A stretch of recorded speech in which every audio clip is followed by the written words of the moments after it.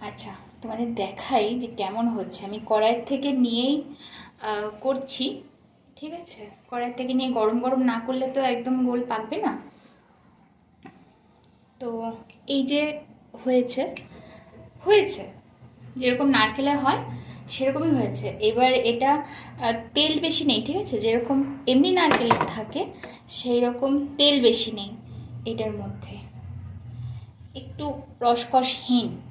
এর জন্য খেতে কেমন হবে সেটা আমি কালকেই বলবো, যখন আমার বড়মশাই আসবে। কেননা ওই শখ করে নিয়ে এসছে। আমি বারবার বলছিলাম যে এমনি নারকেল নিয়ে চলো, আমি তোমাকে কুড়িয়ে বানিয়ে দেবো।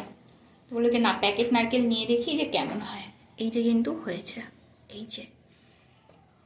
তো ঠিকঠাকই হয়েছে, যেহেতু প্রচণ্ড গরম,